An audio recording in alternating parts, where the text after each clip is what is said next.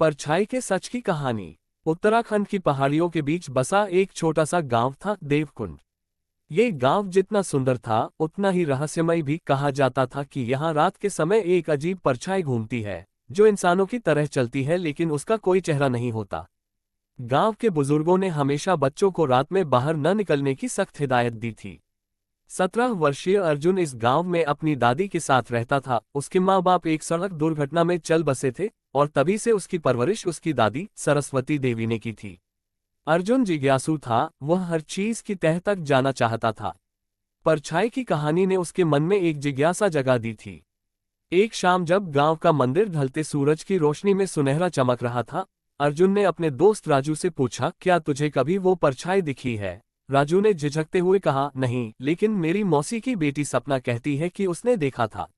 वो तो महीनों तक कुछ बोल ही नहीं पाई थी। अर्जुन का मन बेचैन हो गया। उसने ठान लिया कि वह इस रहस्य से पर्दा हटाकर रहेगा। उसके लिए ये सिर्फ एक डरावनी कहानी नहीं, बल्कि सच्चाई को उजागर करने की चुनौती थी। अर्जुन ने एक रात तय किया कि पूर्णिमा की रात जब चांदनी सबसे ज्यादा उजली होती है, वह घर से बाहर निकलेगा। उसने अपने कैमरे, टॉर्च और एक छड़ी को तैयार रखा। रात करीब 11 बजे वह घर से निकला, अपनी दादी को बिना बताए। गांव से बाहर कुछ दूरी पर एक पुराना कुआं था। कहा जाता था कि वह परछाई वहीं से निकलती है। अर्जुन ने वहीं डेरा डाल दिया और इंतजार करने लगा। करीब 1 बजे रात को अचानक तापमान गिर गया। अर्जुन ने कंपकपाते हुए जैकेट में खुद को लपेटा। तभी उसे दूर से कुछ हलचल महसूस हुई। एक धुंधली आकृति, काली परछाई, बिना चेहरा, धीरे धीरे उसकी ओर बढ़ रही थी। वो डर से जम गया, लेकिन उसने हिम्मत कर कैमरे की फ्लैश जलाई। लेकिन जैसे ही रोशनी उस पर पड़ी, वह आकृति गायब हो गई। अर्जुन ने एक गहरी सांस ली, लेकिन उसकी धड़कनें रुकने का नाम नहीं ले रही थीं। उसे कुछ समझ नहीं आया। वो थका हुआ घर लौट आया। लेकिन अगली सुबह उसका कैमरा देखकर उसके होश उड़ गए। कैमरे में एक तस्वीर थी, एक परछाई कुएं के पास झुकी हुई और उसके पीछे एक छोटा बच्चा। अर्जुन समझ नहीं पाया कि ये बच्चा कौन है। उसने तस्वीर राजू को दिखाई। राजू चौंक पड़ा। अर्जुन, ये तो मनु है, मेरे मामा का बेटा, जो पिछले साल इसी कुएं के पास गायब हो गया था।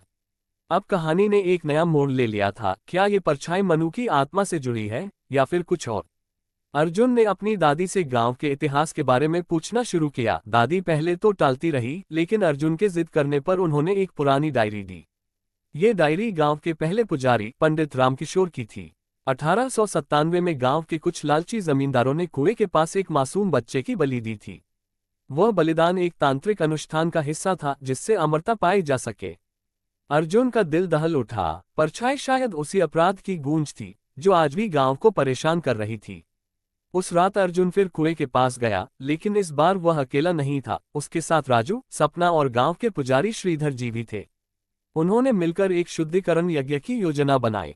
जैसे ही यज्ञ शुरू हुआ, तेज हवा चलने लगी। अचानक परछाई फिर दिखाई दी, लेकिन अब वो और भी विकराल लग रही थी। वह जोर जोर से चिल्ला रही थी, लेकिन आवाजें इंसानी नहीं थीं। पंडित श्रीधर मंत्रों का जाप करते रहे। अर्जुन ने अचानक महसूस किया कि उसके पास खड़ा कोई बच्चा रो रहा है। जब उसने मुड़कर देखा तो वहां कोई नहीं था, सिर्फ एक लटकता ताबीज पड़ा था। यज्ञ के अंत तक अचानक सब शांत हो गया। परछाई गायब हो चुकी थी, हवा रुक गई और एक अजीब सुकून का एहसास हुआ। अर्जुन ने ताबीज को मंदिर में चढ़ा दिया। अगले दिन गांव वालों ने देखा कि कुएं का पानी जो वर्षों से सूखा था, अब फिर से भर गया है। गांव की औरतें जो सालों से संतान की कामना कर रही थीं, उन्हें अच्छे समाचार मिलने लगे। गांव के लोगों ने अर्जुन को एक वीर की तरह सम्मानित किया। इस कहानी से यह सीख मिलती है कि हर डर की जड़ में कोई ना कोई सच्चाई होती है, और अगर हम सच्चाई का सामना करने का साहस रखें तो कोई भी रहस्य नहीं रह जाता। अर्जुन ने यह भी सिखाया कि बीते हुए अपराधों की सजा कभी न कभी जरूर मिलती है, और उन घावों को भरने के लिए सच्चे मन से प्रायश्चित और साहस की जरूरत